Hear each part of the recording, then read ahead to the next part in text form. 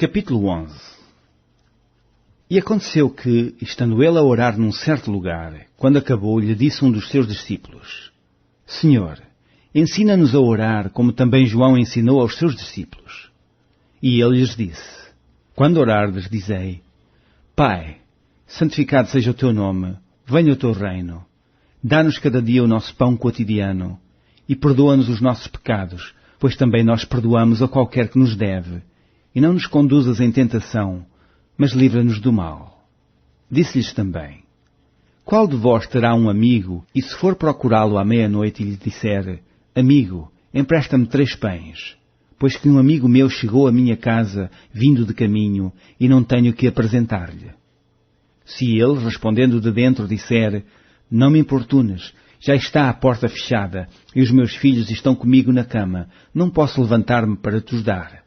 Digo-vos que, ainda que se não levante a dar-lhes por ser seu amigo, levantar-se-á, todavia, por causa da sua importunação, e lhe dará tudo o que houver mister.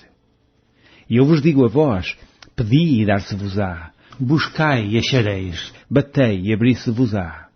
Porque qualquer que pede recebe, e quem busca acha, e a quem bate abrir-se-lhe-á. E qual o pai de entre vós que, se o filho lhe pedir pão, lhe dará uma pedra? Ou também, se lhe pedir peixe, lhe dará por peixe uma serpente? Ou também, se lhe pedir um ovo, lhe dará um escorpião? Pois se, sendo maus, sabeis dar boas dádivas aos vossos filhos, quanto mais dará o Pai Celestial, o Espírito Santo, àqueles que lhe pedirem. E estava ele expulsando um demónio, o qual era mudo, e aconteceu que, saindo o demónio, o mudo falou, e maravilhou-se a multidão. Mas alguns deles diziam: Ele expulsa os demónios por Belzebu, o príncipe dos demónios. E outros, tentando, pediam-lhe um sinal do céu. Mas conhecendo ele os seus pensamentos, disse-lhes: Todo o reino dividido contra si mesmo será assolado, e a casa dividida contra si mesmo cairá. E se também Satanás está dividido contra si mesmo, como subsistirá o seu reino? Pois dizeis que eu expulso os demónios por Belzebu. E se eu expulso os demónios por Belzebu, por quem os expulsam vossos filhos? Eles, pois, serão os vossos juízes. Mas se eu expulso os demónios pelo dedo de Deus, certamente a vós é chegado o reino de Deus. Quando o valente guarda armado a sua casa, em segurança está tudo quanto tem. Mas sobrevindo outro mais valente do que ele, e vencendo-o, tira-lhe toda a armadura em que confiava, e reparte os seus despojos. Quem não é comigo é contra mim, e quem comigo não ajunta e espalha. Quando o espírito imundo tem saído do homem, anda por lugares secos, buscando repouso, e não o achando, diz: Tornarei para minha casa de onde saí. E, chegando, acha-a varrida e adornada. Então vai e leva consigo outros 7 espíritos piores do que ele, e, entrando, habitam ali. E o último estado desse homem é pior do que o primeiro. E aconteceu que, dizendo ele estas coisas, uma mulher de entre a multidão, levantando a voz, disse: Bem-aventurado o ventre que te trouxe e os peitos em que mamaste. Mas ele disse: Antes, bem-aventurados os que ouvem a palavra de Deus e aguardam. E, ajuntando-se a multidão, começou a dizer: Maligna é esta geração, ela pede um sinal e não lhe será dado outro sinal, senão o sinal do profeta Jonas. Porquanto, assim como Jonas foi sinal para os ninivitas, assim o Filho do Homem o será também para esta geração. A rainha do sul se levantará no juízo com os homens desta geração, e os condenará, pois até dos confins da terra veio ouvir a sabedoria de Salomão. E eis aqui está, quem é maior do que Salomão. Os homens de Nínive se levantarão no juízo com esta geração e a condenarão, pois se converteram com a pregação de Jonas. E eis aqui está, quem é maior do que Jonas. E ninguém, acendendo uma candeia, a põe em oculto, nem debaixo do alqueire, mas no velador, para que os que entram vejam a luz. A candeia do corpo é o olho. Sendo, pois, o teu olho simples, também todo o teu corpo será luminoso. Mas, se for mau, também o teu corpo será tenebroso.